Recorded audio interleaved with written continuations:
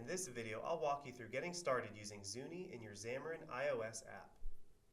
First, let me create a new single-view iOS app in Xamarin Studio.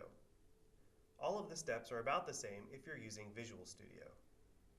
Next, we will add the NuGet packages for Xuni. Right-click the project name in Solution Explorer and select Add NuGet Packages. Make sure the Grape City package source is selected. If you don't see this source, then make sure you installed Xuni.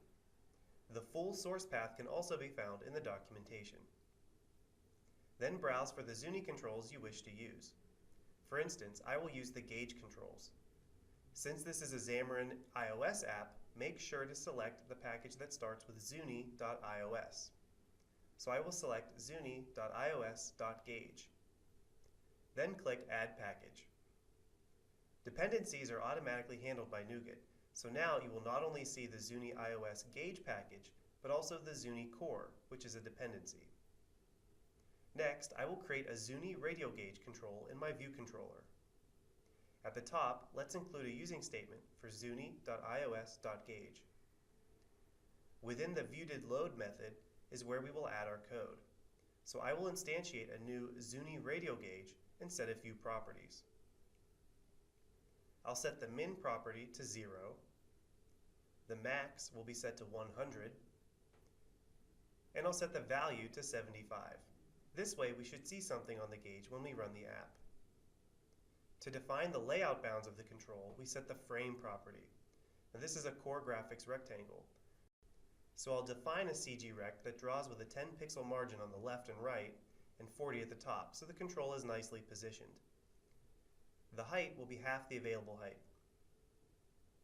The gauge control is now defined, so let's add it as a subview to our view.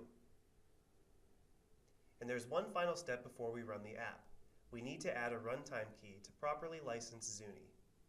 This is a required step to evaluate or use Xuni controls within your own app. The Xuni controls contain runtime license validation, which is per app.